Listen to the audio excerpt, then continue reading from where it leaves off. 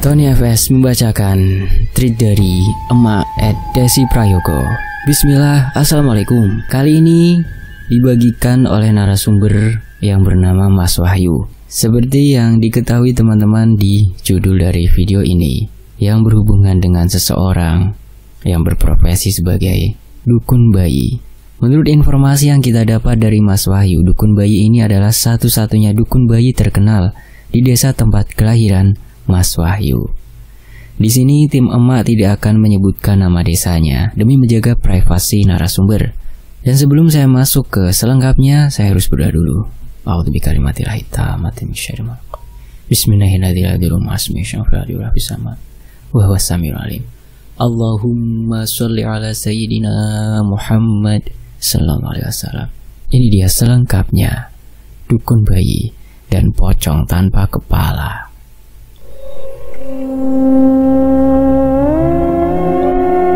Kisah ini berlatar di tahun 1994. Di desa tempat kelahirannya Mas Wahyu, ditemukan sebuah tubuh tanpa kepala di dalam rumah seorang dukun bayi.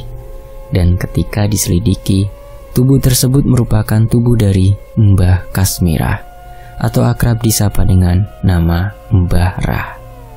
Mbah Rah tak lain adalah dukun bayi, sekaligus pemilik rumah tersebut. Kebetulan yang menemukan jasad Mbah Rah adalah bapaknya Mas Wahyu. Saat itu bapaknya Mas Wahyu berniat untuk memanggil Mbah Rah karena istrinya atau ibunya Mas Wahyu ini akan segera melahirkan waktu itu, melahirkan anak keduanya yang tak lain adalah adiknya Mas Wahyu. Begitu bapak Mas Wahyu sampai di rumah Mbah Rah, rumahnya sepi dan gelap, tidak seperti biasanya. Sambil berteriak memanggil nama Mbah Rah, bapak Mas Wahyu mencoba untuk masuk ke dalam rumahnya. Ketika berniat mengetuk pintu, ternyata pintunya tidak terkunci. Karena mendapati panggilannya tidak mendapat respon, bapaknya Mas Wahyu membuka sedikit pintu sambil kembali memanggil nama Mbah Rah. Epiknya, ketika pintunya baru saja dibuka, bapaknya Mas Wahyu ini mencium aroma yang sangat busuk dari dalam rumah. Sedangkan kondisi di dalam rumah itu gelap dan hening. Bapaknya Mas Wahyu waktu itu sempat ingin langsung pulang saja, tapi perasaannya seperti tidak enak dan memaksanya untuk masuk ke dalam rumah Mbah Rah. Setelah melewati pertimbangan cukup panjang dengan dirinya sendiri, bapaknya Mas Wahyu akhirnya memutuskan untuk masuk ke rumah Mbah Rah sambil berkali-kali mengucapkan "Nuwun sewu" dan masih dengan memanggil-manggil nama Mbah Rah. Hasilnya tetap sama, yaitu nihil. Hanya terdengar suara jangkrik yang bersaut-sautan dari arah luar rumah Mbah Rah. Rumah Mbah Rah ini dikelilingi oleh kebun pisang dan singkong di kanan kiri dan belakangnya. Sedangkan depan rumah Mbah Rah ini hanya terhambar pemandangan sawah milik beberapa warga sekitar. Rumah Mbah Rah ini letaknya di paling pojok desa tersebut. Semua warga tidak ada yang tahu keberadaan keluarga Mbah Rah. Warga hanya tahu Mbah Rah pindah ke desa itu sejak tahun 1981 dan tinggal sendiri tanpa suami atau anak sekalipun. Mereka juga baru tahu kalau Mbah Rah ini seorang dukun bayi ketika mendiang Mbah Rah membantu kelahiran anak pertama salah satu warga di situ.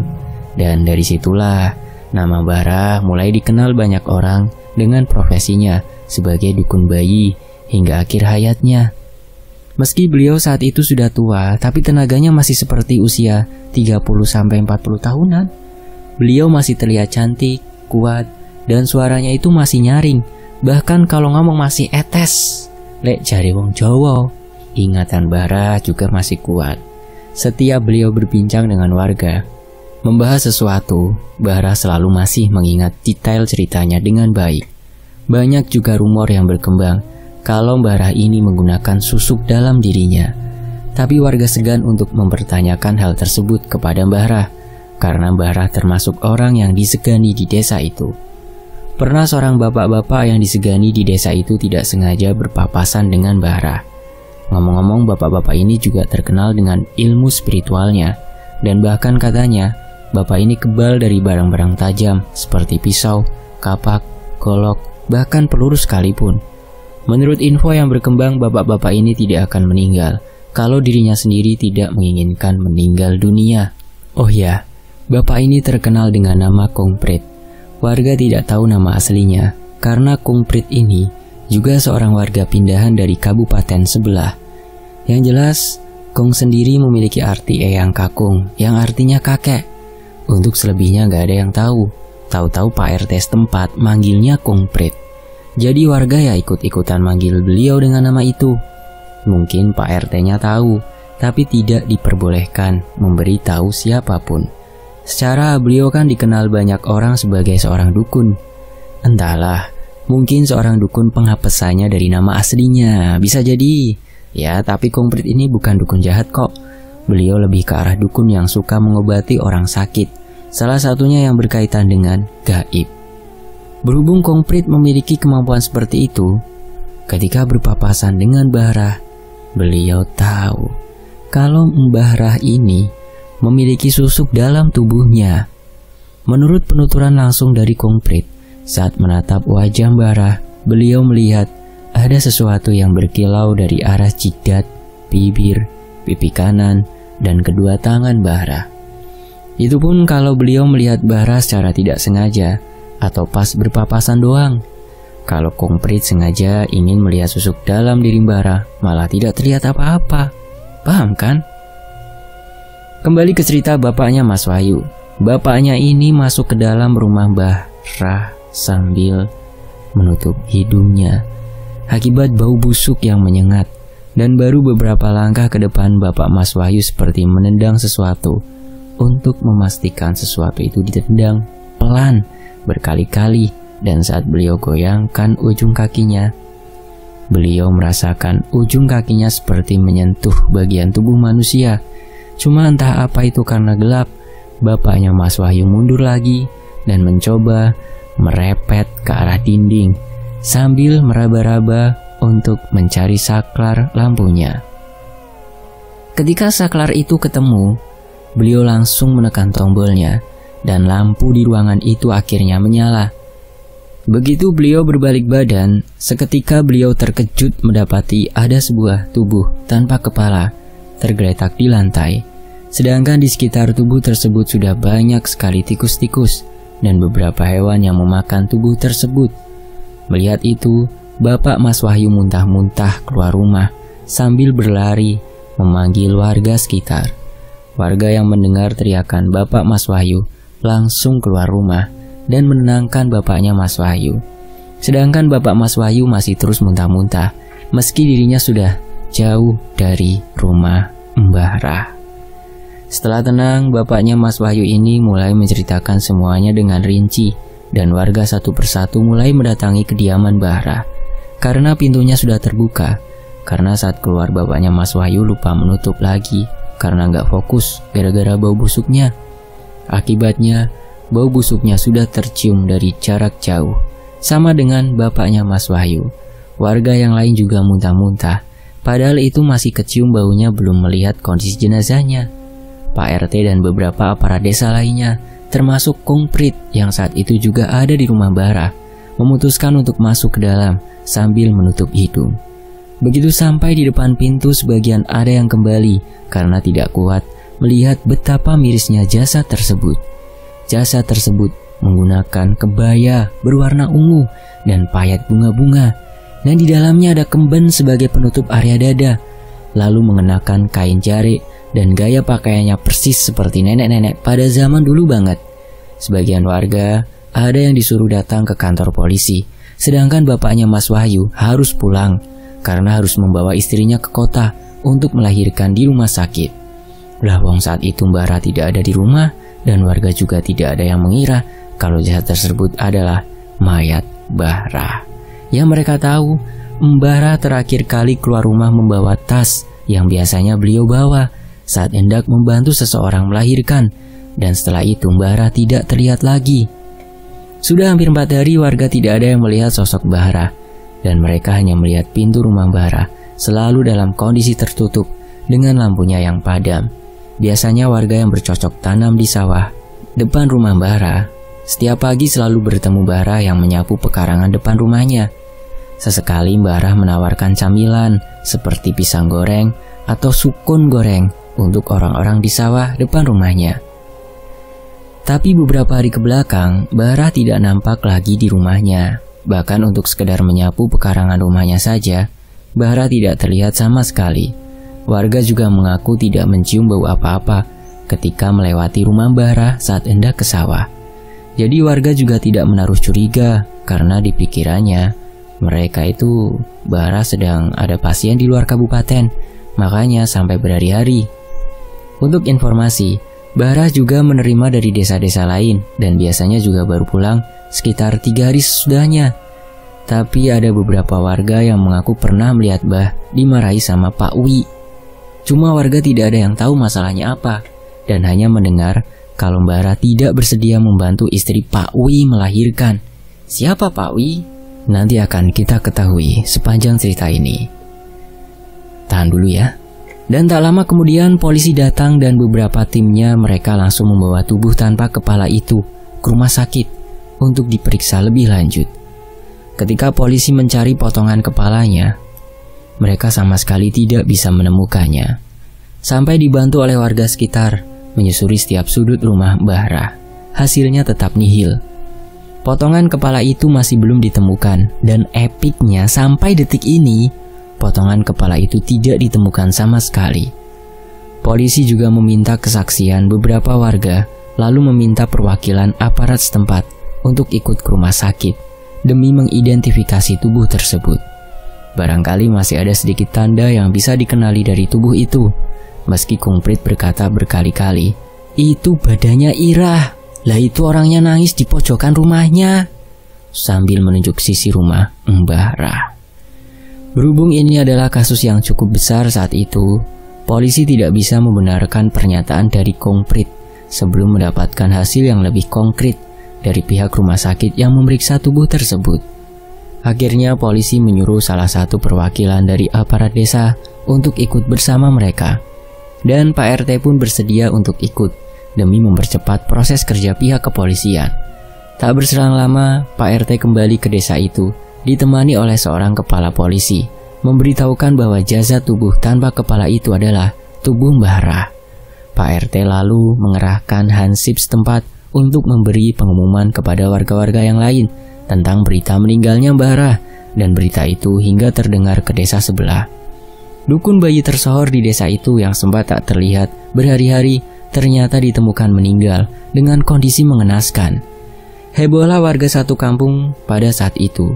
Pak RT meyakini kalau tubuh tersebut adalah tubuhnya Mbah Rah berdasarkan tai lalat besar yang ada di dada kirinya. Semua orang yang berbicara dengan Mbah Rah face to face pasti melihat tai lalat itu. Selain ukurannya yang lebar, tai lalat itu selalu terlihat karena baju Mbah Rah memang terbuka di bagian dadanya. Kalau kalian tahu baju nenek-nenek zaman dulu kan yang terawang ya, terus dalamnya pakai kemben dan kancingnya itu cuma ada di bagian dada, terus bagian perut pakai udeng untuk penyambung. Antara kemben sama kain jarik itu, ya kurang lebih seperti itu gambaran bajunya Mbah Rah saat terakhir ditemukan. Dan kalau teman-teman tahu pasti kalian paham sama yang aku maksud. Aku nggak tahu namanya, karena warga tidak ada yang tahu soal keluarga Mbah Rah. Pak RT memutuskan jenazah Mbah Rah dimakamkan di desa itu. Dan Mbah Rah malam itu juga tepatnya jam 11 malam dimakamkan di area pemakaman setempat tanpa kepalanya. Menurut info yang Pak RT dapat, Mbah Rah dibunuh dengan cara ditusuk terlebih dahulu di bagian dadanya, sebelum akhirnya lehernya dipenggal dengan menggunakan sebuah benda seperti golok atau sabit. Astagfirullah. Dokter yang memeriksa jenazah Mbah Rah berkata, kalau pembunuhnya ini cukup hanya sekali tebasan, sudah bisa membuat kepala Mbah Rah terlepas dari tubuhnya. Potongannya rapi dan sepertinya hal tersebut sudah disiapkan secara matang-matang oleh sang pembunuh. Dari situlah mulai muncul banyak sekali argumen dari warga sekitar. Banyak sekali yang mengaitkan kematian Mbah Rah dengan meninggalnya istri Pak Wi waktu itu. Jika ditelaah dari cerita warga, alasan itu cukup sinkron. Kenapa Mbah Rah sampai bisa meninggal dalam kondisi sesadis itu? Ada seseorang warga yang menjadi saksi malam meninggalnya istri Pak Wi. Panggil saja Pucum. Pucum saat itu ada di rumah Pak Wi untuk membantu proses kelahiran anak pertama Pak Wi. Bu Jum juga melihat Pak Wi terus memaksa Mbah Rah membantu istrinya. Meski Mbah Rah menolak berkali-kali, tapi Pak Wi seperti tidak mau tahu. Alasan Mbah Rah menolak itu pun bukan tanpa alasan. Mbah Rah menolak karena usia kehamilan istri Pak Wi waktu itu masih 8 bulan. Sangat beresiko kalau hanya ditangani oleh seorang dukun bayi dan membutuhkan penanganan medis. Kalau teman-teman orang Jawa pasti pernah mendengar istilah bayi kalau masih 8 bulan iku bale enom atau bale abang. Berbeda dengan usia kandungan yang 7 bulan, yang mana bayinya dibilang bayi tuwek atau bayi tua, dan sama dengan usia 9 bulan, tapi tetap sama-sama beresiko. Mungkin di sini ada teman-teman yang bisa ngejelasin, bisa banget ya di kolom komentar. Karena saat itu tim cerita emak ya, atau emaknya ini, Kak Desi Prayogo juga melahirkan 7 bulan. Dan alhamdulillah Masya Allah normal. Meskipun banyak banget cobaannya, yang bayinya nggak mau keluar dan harus diinjek lah dan lain-lain. Pas keluar pun, anaknya Kak Desi ini sempat kuning dan terpaksa rawat inap. Tapi alhamdulillahnya setelah itu kondisinya membaik dan selalu diberi kesehatan sama Allah. Amin. Maklumlah teman-teman ya, karena tim emak ini atau Kak Desi ini ibu muda, jadi agak nggak paham sama istilah seperti itu. Makanya Kak Desi ini tanya ke teman-teman untuk membagikan info ke mereka yang juga belum paham. Meski sudah mendapat penjelasan panjang lebar dari Mbah Rah, Pak Wi tetap bersikeras agar istrinya melahirkan dengan bantuan Mbah Rah saja. Entah apa yang ada di pikiran Pak Wi waktu itu. Padahal beliau termasuk orang berada di desa itu. Tapi untuk kelahiran anaknya aja masih bisa-bisanya perhitungan seperti itu. Mbah yang menolak berkali-kali akhirnya menerima ancaman dari Pak Wi, sehingga membuatnya tidak bisa berkutik. Bu Jum yang waktu itu melihat dengan mata kepalanya sendiri, menyaksikan kalau Mbah Rah sempat menangis waktu itu. Dan benar saja, hal yang tidak diinginkan terjadi.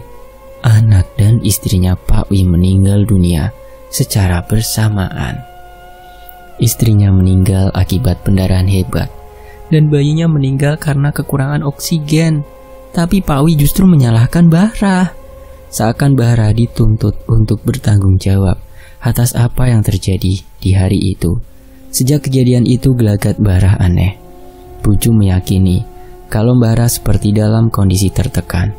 Berkali-kali seperti ingin menghindar dari seseorang dan terlihat sering mengurung diri di rumah. Terakhir terlihat itu saat berdebat dengan Pak Wi di depan rumah Mbah Rah. Lalu setelah itu Mbah Rah tidak terlihat kembali. Tahu-tahu Mbah Rah sudah ditemukan dalam kondisi terbunuh dengan keji. Meninggalnya Mbah Rah bukan hanya menyisakan tanda tanya, melainkan juga teror kepada masyarakat setempat. Banyak sekali warga yang mengeluhkan teror pocong tanpa kepala mendatangi rumah masing-masing dari mereka. Karena saking banyaknya teror, tim emak hanya mengambil 3 cerita paling seram. Seperti biasa, kejadiannya pertama dialami oleh warga yang bernama Bu Tani, istri dari Pak RT. Saat itu Bu Tani sedang membuat apem untuk 7 harinya mendiang Mbah Rah. Ngomong-ngomong, warga di sana sangat solid sekali, rukun. Mereka menghargai segala jasa Mbah Rah, karena hampir semua anak-anak yang ada di kampung itu terlahir selamat ke dunia dari tangan Mbah Rah. Hanya kejadian waktu itu saja, Mbah Rah gagal menyelamatkan seorang anak akibat keegoisan bapaknya. Jadi warga berbondong-bondong mengadakan acara tahlilan untuk Mbah Rah. Lah, kebetulan Bu Tani dapat kebagian membuat apem. Saat ingin mematikan api dari tungkunya, Bu Tani seperti mendengar seseorang berbicara di belakangnya. Dan seseorang itu berkata, "Damel nopo Bu, dalu-dalu? Bikin apa Bu, malam-malam?" Bu Tani membalas suara itu tanpa menengok awalnya. Niki Bu, damel apem. Ini Bu buat apem untuk 7 harinya Mbah Rah nanti pada Isya, kata Bu Tani. Matur suwun sangat Bu, terima kasih banyak sudah peduli sama saya, ucap suara di belakang Bu Tani. Bu Tani yang mendengar itu sedikit keheranan dan seketika teringat kalau beliau pada waktu itu di rumah sendirian dan pintu rumahnya dikunci beliau dari dalam. Lantas itu suara siapa? Sambil setengah ketakutan, Bu Tani perlahan menoleh ke belakang dan beliau melihat ada sosok pocong tanpa kepala dengan bagian lehernya yang terus mengucurkan darah berdiri di pojok kiri dapurnya sambil menggoyang-goyangkan badannya. Bu Tani yang melihat itu langsung melempar nampan apem di tangannya dan lari keluar rumah. Teriakan Bu Tani spontan membuat satu kampung geger waktu itu, dan malam itu dilalui warga dengan suara tangisan seorang perempuan tua yang terdengar begitu pilu. Suara itu seperti menggemas kampung dan tidak ada satupun warga yang berani masuk ke rumah masing-masing. Mereka selalu takut bertemu dengan sosok pocong tanpa kepala yang diyakini bahwa sosok tersebut adalah mendiang Bahra. Arwah Bahra penasaran untuk mencari kepalanya yang sampai detik ini masih belum dapat ditemukan keberadaannya. Kejadian itu pun berlalu begitu saja. Teror kedua dialami langsung oleh Pak Uji, pemilik sawah yang letaknya pas di depan rumah Bahra. Saat itu Pak Uji berangkat ke sawah sekitar pukul 3:30 pagi karena saat itu sudah masuk waktunya menanam bibit padi yang baru pasca panen. Beliau berangkat sendiri karena anak-anaknya berniat datang kalau sawahnya sudah selesai Pak Uji baca. Berangkatlah Pak Uji tanpa berpikir aneh-aneh. Begitu Pak Uji tiba pas di rumah Bahra, tubuh Pak Uji tiba-tiba merinding semua. Pak Uji mengaku saat itu suhu sekitar berubah menjadi dingin dan dinginnya nggak wajar. Dalam hati Pak Uji bergumam, pasti ada yang nggak beres. Tapi Pak Uji tetap berusaha berpikir positif. Dan benar saja, tak lama dari kejadian aneh itu, Pak Uji melihat ada sesosok pocong berdiri di tengah-tengah rimbunya pohon pisang yang terletak di samping kiri rumah mendiang Bahra. Saat Pak Uji mendekati pocong itu, beliau melihat pocong tersebut tanpa kepala. Dan lagi-lagi hanya ada darah yang mengucur dari leher pocong tersebut. Darahnya membanjiri kain kafan lusuh pocong itu. Sebenarnya Pak Uji takut, tapi beliau mencoba tenang dan berkata, "Kulo mboten ganggu sampean. Dadi kulo nyuwun tulung, ojo ganggu kulo. Kulo badhe teng sawah." Begitu katanya. Yang kalau diartikan dalam bahasa Indonesia seperti ini. "Saya ndak ganggu kamu, jadi saya minta tolong jangan ganggu saya mau ke sawah." Dan secara mengejutkan sosok pocong itu hilang begitu saja di depan mata Pak Uji. Dan secara mengejutkan Pak Uji pingsan, lalu dibangunkan oleh anak-anaknya yang menyusul beliau ke sawah.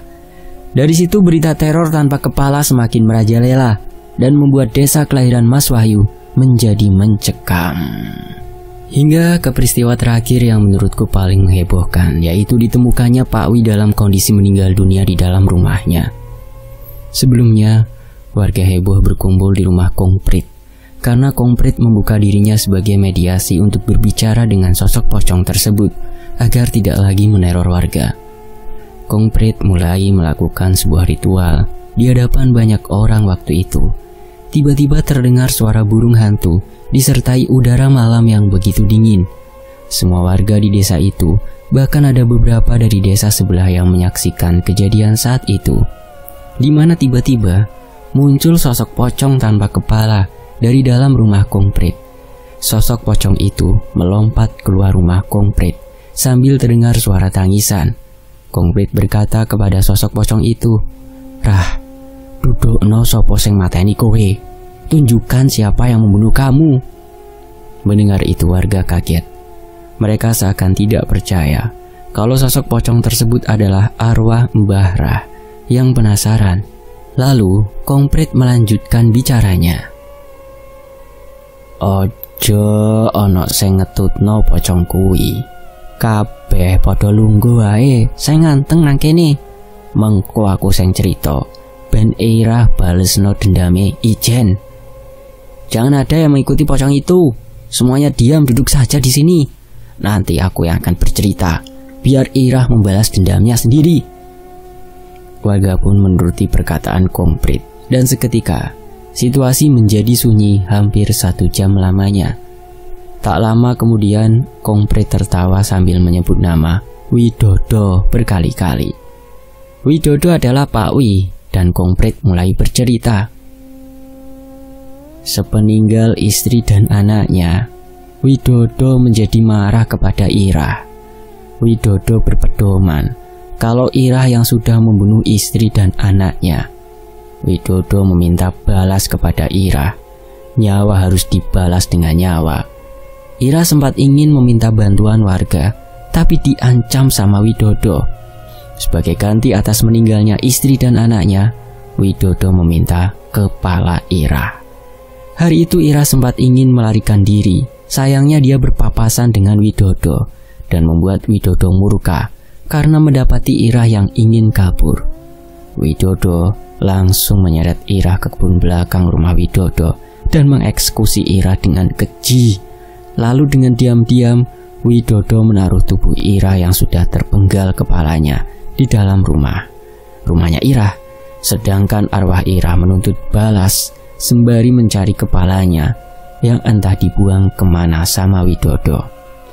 Kini Irah sudah menumpahkan segala dendamnya kepada Widodo dengan cara yang sama seperti dirinya terbunuh waktu itu. Kalian bisa cek rumah Widodo sekarang. Menyaksikan apa itu yang disebut nyawa harus dibayar dengan nyawa, Komplit tertawa kencang dan diiringi dengan warga yang berbondong-bondong ke rumah Pak Wi. Ketika sampai di rumah Pak Wi, mereka terkejut melihat sosok Pak Wi sudah meninggal dalam kondisi terpenggal kepalanya dengan sebilah golok yang masih menancap di lehernya. Pak Wi meninggal dalam posisi duduk di kursi, sedangkan kepalanya jatuh di tengah-tengah kakinya. Warga yang menyaksikan kejadian itu teriak histeris, dan malam itu desa tersebut mencekam. Apa yang dilihat mereka hari itu benar-benar tidak bisa terlupakan dari memori mereka, dan misteri keberadaan kepala mendiang bara terkubur rapat bersamaan dengan meninggalnya Pak Wi hari itu. Dendam sudah terbalas, tapi arwah mendiang bara konon masih bergentayangan sampai detik ini. Sosok pocong tanpa kepala masih terus meneror warga mencari di mana keberadaan kepalanya. Di tahun 2005, rumah mendiang bara sempat dijadikan sebuah klinik bersalin. Tapi karena teror pocong tanpa kepala meneror ibu-ibu yang melahirkan di tempat itu, membuat klinik tersebut sepi dan sempat kosong. Hingga di tahun 2011, rumah tersebut dan lahan-lahan di sekitarnya dikelola pemerintah setempat dan dijadikan sebuah puskesmas yang memiliki sarana kesehatan lengkap untuk masyarakat di desa tersebut. Satu-satunya puskesmas yang menyimpan sejarah kelam tentang meninggalnya seorang dukun bayi tersohor di desa itu. Sampai detik ini, warga yang periksa ke puskesmas itu sering diganggu dan diawasi oleh sosok tak kasat mata, terutama di balik KIA dan area ruang persalinan serta rawat inap. Semua yang pernah singgah di ruangan itu pasti akan bertemu sosok pocong tanpa kepala di waktu-waktu tertentu, khususnya di tengah malam. Aku tambahin nih satu ceritanya ya. Pernah ada seorang ibu hamil yang melahirkan di puskesmas tersebut, dan waktu itu si ibu masih pembukaan 4. Datang ke puskesmas jam 6 malam. Ibu itu disuruh untuk stay di puskesmas agar bidan yang menanganinya bisa dengan mudah mengontrol pembukaannya. Sedangkan sang suami pulang untuk mengambil segala keperluan. Saat itu ibu ini disuruh bidannya untuk berjalan mondar-mandir di lorong KIA untuk mempercepat proses pembukaannya. Bidan itu juga berpesan agar sang ibu tidak keluar dari lorong KIA karena lurusan dari lorong tersebut adalah kamar mayat. Tapi sang ibu waktu itu mengaku kalau suhu di lorong itu pengap dan gerah, sehingga membuatnya untuk keluar dari lorong. Begitu ibu itu keluar secara langsung di depan matanya, ibu ini melihat pintu kamar mayat terbuka sendiri secara perlahan-lahan. Ibu ini juga perlahan mendekat sambil mengucapkan salam. Semakin lama, jarak sang ibu tidak jauh dari pintu kamar mayat. Sang ibu dikejutkan dengan sosok pocong tanpa kepala keluar dari dalam ruangan kamar mayat tersebut. Sosok itu bertanya, "Sampun pembukaan pinten, Bu? Sudah pembukaan berapa?" Ibu ini sontak teriak dan membuat suster atau bidan yang berjaga saat itu terkejut dan menghampiri sang ibu. Mereka semua langsung menggotong sang ibu ke ruang melahirkan karena ada darah yang merembes keluar dari ibu itu. Begitu sampai di ruang persalinan, ternyata sudah pembukaan 10, dan tak lama kemudian sang ibu melahirkan bayinya dengan selamat. Jarak antara pembukaan 4 ke pembukaan 10 hanya berjarak 15 menit, dan itu adalah kehamilan pertama. Semenjak kejadian itu, ada rumor yang berkembang. Ketika ada seseorang ibu yang ingin melahirkan di puskesmas itu dan bertemu dengan sosok pocong tanpa kepala, ibu itu akan dipermudah saat melahirkan bayinya. Cuma ya wallahu alam, semua tergantung pikiran orangnya masing-masing. Percaya dan berserah itu cukup sama Allah. Mereka itu hanya tipu daya. Jadi banyak-banyak berzikir, karena dimanapun kita berada pasti berdampingan dengan sosok-sosok seperti mereka. Jangan mudah tertipu, apalagi terbelenggu terlalu dalam dengan iblis. Teman-teman ada yang mau melahirkan di sana? Ya Allah, merinding aku. Mas Wahyu makasih banget ya buat ceritanya. Sumpah ini bagus banget. Semoga nanti dikirimin cerita-cerita lain seputar desanya yang terkenal dengan cerita mistisnya, karena benar-benar keren banget untuk dibahas. Terima kasih buat teman-teman yang sudah setia menyimak kisah ini di Fakta Sejarah ya. Terima kasih juga tim Cerita Emak. Oke teman-teman, sampai di sini ya. Saya tutup. Wassalamualaikum warahmatullahi wabarakatuh. Sampai jumpa di kisah lainnya. Tetap di Tony FS. Wassalamualaikum. Alhamdulillah.